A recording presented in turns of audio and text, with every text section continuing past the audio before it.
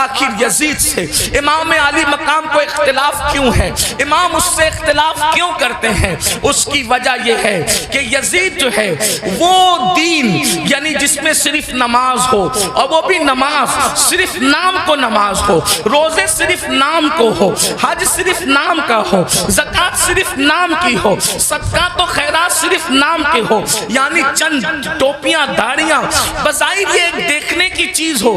یزید جو ہے اس مذہب سے، اس دین سے بظاہر کوئی اختلاف نہیں کرتا تھا، وہ روح دین کو مٹانا چاہتا تھا، مذہب کی روح کو مٹانا چاہتا تھا، مذہب کی اصل کو مٹانا چاہتا تھا۔ آپ کہیں گے مذہب کی اصل کیا ہے؟ نمبر ایک، سب سے پہلی مذہب کی اصل یہ ہے کہ رسول اللہ صلی اللہ علیہ وآلہ وسلم سے محبت اپنی جان سے زیادہ کی جائے، اپنے مال سے زیادہ کی جائے، اپنے وطن سے زیادہ کی جائے۔ سب سے پہلی اساس مذہب کی یہ ہے۔ اقبال نے کہا تھا یہ فاقہ کش کہ موت سے ڈرتا نہیں ذرا، روح محمد اس کے بدن سے نکال دو، فکر عرب کو دے کے فرنگی تخیلات، اسلام کو حجاز و یمن سے نکال دو۔ وہ رسول اللہ کی عقیدتیں، وہ رسول اللہ کی محبتیں، وہ رسول اللہ کا پیار۔ اللہ اکبر، نبی کا نام تو لیا جائے لیکن احترام وہ نہ ہو جو صدیق اکبر کے قلب میں تھا، جو فاروق اعظم کے دل میں تھا، جو عثمان غنی کے دل میں تھا، جو مولا علی کے دل میں تھا، جو سعد، سعید، طلحہ، زبیر، ابو عبیدہ ابن الجراح، بلال حبشی، ابو ہریرہ، خالد ابن ولید کے دل میں تھا۔ اللہ اکبر، یعنی کہ حضور علیہ السلام کی شخصیت ایک عام انسان کی طرح رہ جائے۔ میں جتنے حوالے آپ کے سامنے جتنی باتیں کر رہا ہوں انشاءاللہ اس کے حوالے یقیناً میں آپ کو دینے کے حوالے سے تیار ہوں، لیکن آپ تھوڑا سا اس کو پہلے سماعت کر لیں۔ اللہ اکبر، اس کے بعد یزید کا انداز یہ تھا، اللہ اللہ، مسلمان اور کافر کے درمیان فرق کرنے والی چیز نماز ہے۔ صحابہ یہی کہتے رہے کہ ہم رسول اللہ کے ظاہری دور میں مسلمان اور کافر کے درمیان جو فرق کرتے تھے وہ نماز کی وجہ سے کرتے تھے، اور وہاں یزید کا حال یہ تھا۔ اللہ اکبر، بعد میں آپ مروانی دور میں دیکھیں یزید کی فکر، اللہ اکبر، جمعہ کی نماز کا حال یہ تھا کہ جمعہ کا خطبہ اتنا طویل کرنے والے نے طویل کیا کہ عصر کا وقت بھی جانے لگا تو اللہ اکبر، اللہ اکبر، پھر کیا ہوا؟ حضرت سیدنا عبداللہ ابن عمر جیسی ہستیوں نے ٹوکا تو اللہ اکبر، کہنے والے نے کہا کہ میں یہ چاہتا ہوں کہ آپ کے گردن کا بوجھ جو آپ کے جسم پر ہے اس کو ختم کر دیا جائے۔ میرے آقا علیہ الصلوۃ والتسلیم کے پیارے دیوانوں، اسی طریقے سے آپ دیکھیں یعنی کہ دین بدلنا، دین کا نام لے کر دین بدلنا، وہ دین جس میں نماز نہ ہو یعنی روح نماز، وہ دین جس کے اندر اللہ اکبر نشے کی مکمل طور پر کوئی رکاوٹ نہ ہو بلکہ نشہ کیا جاتا ہو۔ بلکہ یزید کے بارے میں حافظ ابن کثیر یہاں تک لکھتے ہیں کہ یزید اس نشیڑی کا اور نشہ کرنے والے کا نام ہے کہ جس نے سفر حج میں بھی شراب پینا بند نہیں کیا۔ وہ اس نے سفر حج میں بھی سنبل والوں اور گرد و نواح سے آنے والوں، آپ سے پوچھنا چاہتا ہوں ہمارے ہندوستان کا کتنا بھی بگڑا ہوا آدمی اگر حج کے لیے جائے تو کم سے کم وہ سفر حج میں شراب نہیں پیتا۔ اللہ اکبر، لیکن وہ کس قدر بدبخت تھا، کس قدر بدترین اور پلید تھا ابن کثیر کے قول کے مطابق کہ اس نے سفر حج میں بھی شراب پی، اور بعض مورخین نے تو یہاں تک اس کے بارے میں کہا ہے کہ اس نے اشعار کہے۔ اگر مورخین نے انصاف سے کام لیا ہے تو میں اہل علم کی توجہ چاہتا ہوں، میں صرف ناقل کی حیثیت سے اس کو بیان کر دوں۔ اللہ اکبر، اس نے کہا کہ اگر دین محمدی میں شراب حرام ہے تو پھر عیسائی بن کر کے شراب پی لینا چاہیے۔ یہ اس کا نظریہ تھا۔ وہ بندر نچاتا تھا، آپ کو پتا ہے، وہ بانسری بجاتا تھا، آپ کو پتا ہے۔ اللہ اکبر، اور یہاں تک کہ خواجہ حسن نظامی جیسے لوگوں نے تو بہت بڑی باتیں اس کے بارے میں لکھی، لیکن میں بہت بہت احتیاط کے ساتھ یہ بات کروں کہ یزید اس بدترین انسان کا نام ہے جس نے اپنی سوتیلی ماں پر تک پاپ کی نظر ڈالی. لوگوں نے اور آگے کے قصے لکھے ہیں, میں اس کی طرف نہیں جاتا, لیکن صرف اتنا کہنا چاہتا ہوں اس نے اپنی سوتیلی ماں پر بھی پاپ کی نظر ڈالی. شیخ محقق شیخ عبداللہ محدث دہلوی رحمت اللہ علیہ لکھتے ہیں اما جان سیدہ عائشہ صدیقہ کو اس نے بدترین گالی دی, اور وہ گالی شیخ محقق نے لکھا ہے لیکن مجمع میں میری بیان کرنے کی ہمت نہیں ہے. واللہ وہ سیدہ عائشہ صدیقہ جس کے بستر پہ قرآن نازل ہوتا ہو, وہ سیدہ عائشہ صدیقہ جس پہ تہمت لگتی ہو, تو اللہ جس کی برات کا اعلان کرتا ہے, جس کی عصمت کا اعلان کرتا ہے, جس کی شان و عظمت کا اعلان کرتا ہے, سورۃ النور کی آیتیں جس کی طہارت کی گواہی دیتی نظر آتی ہو, میرے امام کہتے ہیں شمع دل مشکات تن سینہ زجاجہ نور کا تیری سیرت کے لیے آیا ہے سورہ نور کا. اللہ اکبر. وہ اتنی گندی گالی دی ہے اس کا ذکر نہیں کیا جا سکتا. یہ یزید تھا. اب آپ سے پوچھنا چاہتا ہوں, اللہ اکبر, یزید کے یہاں باپ کا کوئی احترام نہ تھا, اس لیے کہ ابن کثیر کو آپ اٹھا کر کے پڑھیں تو وہ اپنے والد سے دور دور ہی رہا, بلکہ وہ یہود اور نصارہ کے ماحول میں رہا. کتوں سے محبت کرنا, بندروں سے محبت کرنا, بانسری کا معاملہ, یہ ساری چیزیں. اور پھر اس کے بعد اس کے اکثر دوست جو تھے وہ یہود و نصارہ تھے. میرے آقا علیہ السلام کے پیارے دیوانوں, اب ایسا شخص جو ہے وہ کرسی پر, وہ بھی کون سی کرسی, وہ بھی کون سا تخت, وہ بھی کون سی منزل, وہ بھی کون سا مقام, جس مقام پر افضل البشر بعد الانبیاء بالتحقیق صدیق اکبر بیٹھ چکے تھے, اس کرسی پہ وہ بیٹھ رہا تھا. اگر امام اس کو قبول کرتے تو لوگ یہ سمجھتے کہ جو رنگ صدیق اکبر کا ہے وہی رنگ یزید کا ہے. اللہ اکبر. یعنی کس قدر جو ہے وہ دین کے اندر فتنہ ہوتا, رکھنا ہوتا, کس طرح جو ہے وہ دین کا کی شکل بگڑ جاتی. جس کرسی پہ فاروق اعظم بیٹھ چکے تھے اسی کرسی پہ وہ بیٹھنا چاہتا تھا, یعنی مومنوں کا خلیفہ, مومنوں کا امیر کہلانا چاہتا تھا. امام عرش مقام امام حسین رضی اللہ تبارک و تعالیٰ عنہ نے اس کی مخالفت فرمائی, اور مخالفت فرما کر ایک مکمل نظریہ پیش کیا. علی اکبر جیسا جوان خاک و خون میں تڑپتا ہوا دیکھا جائے گا, علی اصغر جیسا شہزادہ کربلا کی زمین پر دفن ہوتا ہوا دیکھا جائے گا. سکینہ کے چہرے پر تماچے لگتے ہیں, حسین اس کو برداشت کر لیں گے. بیویوں کے دوپٹے چھینتے ہیں, حسین پاک کو وہ برداشت ہو جائے گا. لیکن اللہ اکبر, اللہ کے دین کو بدلا جائے, خدا کے دین کے اندر جو روح ہے اس کو مردہ کرنے کی کوشش کی جائے, امام نے اس کو گوارا نہ فرمایا اور سب لٹایا جو آپ داستان کربلا میں سنتے ہیں. آپ سے پوچھنا چاہتا ہوں اب ہم کس کے ساتھ کھڑے ہیں؟ میں جلدی جلدی اپنی گفتگو کو آگے کی طرف لے جاؤں. یزید کے یہاں زنا کوئی عیب نہیں تھا, اور امام حسین کے یہاں زنا کا نام سن کر بھی بدن کے رونگٹے کھڑے ہوتے ہیں کہ کیا لوگ ایسا گناہ بھی کر سکتے ہیں جسے زنا کہتے ہیں. آپ سے پوچھنا چاہتا ہوں اگر آج کوئی زنا کے اڈے کی طرف جا رہا ہے اور اس کے ماتھے پر بل بھی نہیں ہے اور وہ بے حیائی اور بدی میں ڈوبا ہے, تو آپ سے پوچھنا چاہتا ہوں وہ نظریاتی طور پر کس کے ساتھ کھڑا ہے؟ امام حسین کے ساتھ کھڑا ہے یا پھر یزید کے ساتھ کھڑا ہے؟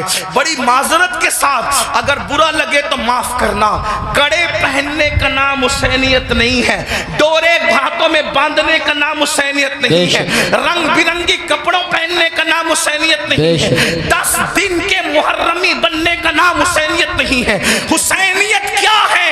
حسینیت یہ ہے اگر دین کے تحفظ کے لیے گھر لٹانا پڑے تو گھر لٹا دو, اولاد لٹانا پڑے تو اولاد لٹا دو, حتیٰ کہ جان بھی قربان کرنا پڑے تو جان بھی قربان کر کے بتا دو جان اہم نہیں ہے, اللہ کا دین ہے. معذرت کے ساتھ کچھ لوگوں نے حسینیت کو بہت سستا کر دیا. اگر ڈوڑے کڑے اور کلر کے کپڑوں کا نام حسینیت ہوتا یا چند محفلوں کا نام حسینیت ہوتا پھر تو پوری دنیا حسینیت کی طرف آ جاتی. حسینیت اتنی آسان تو نہیں ہے نا. اس دور میں بھی 22,000 کا لشکر الگ کھڑا ہے اور 72 نفوس الگ کھڑے ہیں. اس سے پتا چلا حسینیت آسان نہیں ہے.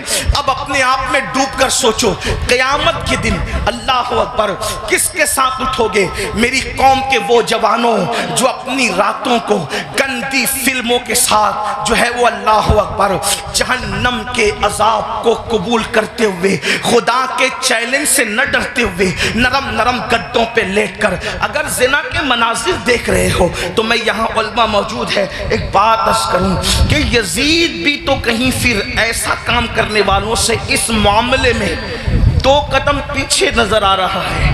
اور میری قوم کے وہ جوان جو اپنے آپ کو حسینی کہہ رہے ہیں وہ اس معاملے کے اندر اس معاملے میں کہہ رہا ہے کیا وہ یزید سے 2 قدم آگے نظر نہیں آتے؟ اللہ بتاؤ تو صحیح.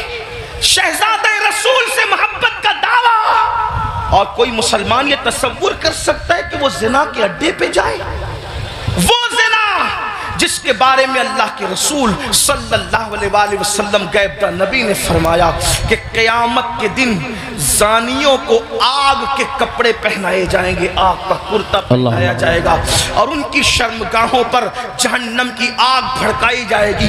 پھر اس کے بعد دوسری چیز شراب کو لینے نشہ کو لینے. اللہ اکبر 16 17 سال کے لڑکے آج ہمارے نشہ کی طرف جا رہے ہیں اور اللہ اکبر نشہ کی طرف جو چیز لے جا رہی ہے مجھے ایسا محسوس ہو رہا ہے کہ حقہ جو ہے وہ انسان کو نشے کی طرف تیزی کے ساتھ لے جا رہا ہے.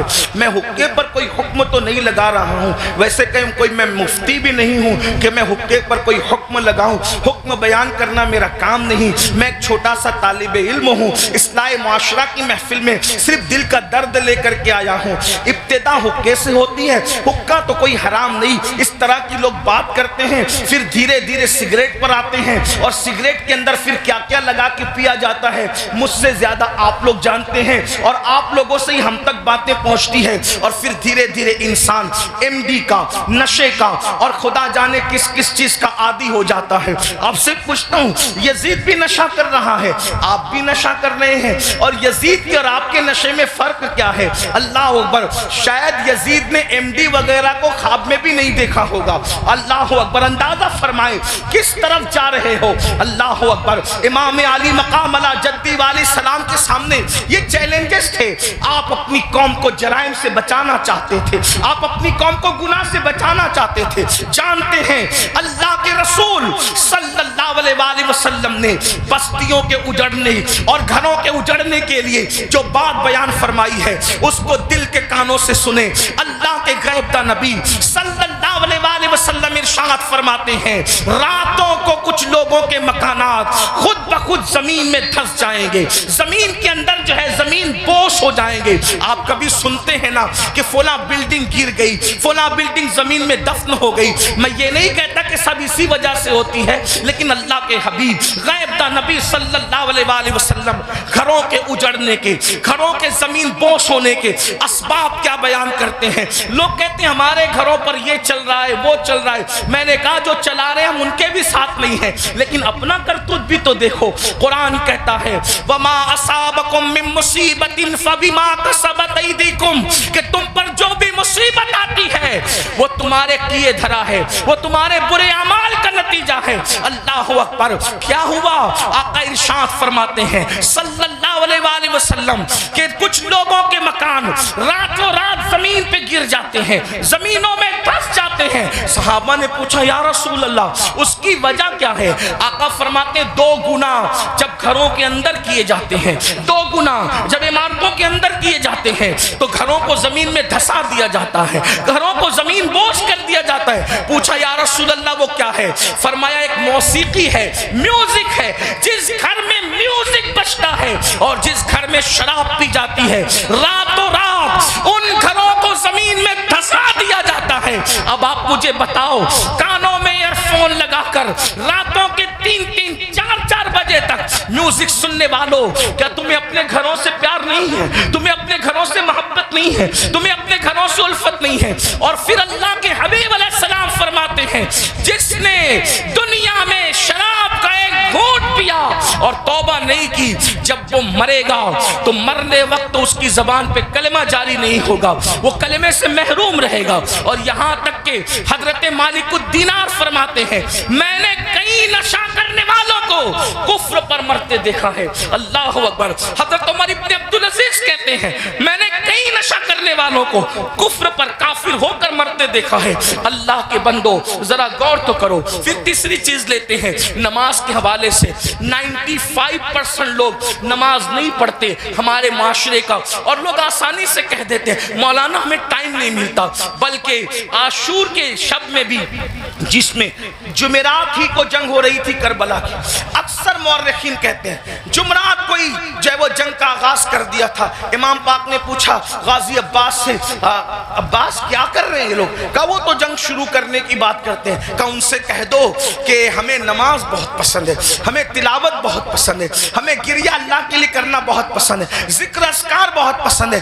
وہ جنگ تو ہونی ہے لیکن ایک رات کی وہ ہمیں مہلت دے دے تاکہ آنے والی رات شب عاشور ہے اس میں ہم اللہ کی عبادت کریں، گریہ وزاری کریں۔ آپ سے پوچھتا ہوں امام تو مہلت لے رہے ہیں عبادت کے لیے، اور اللہ رب العزت نے ہمیں پوری زندگی دی ہے، عبادت کی طرف نہیں آتے۔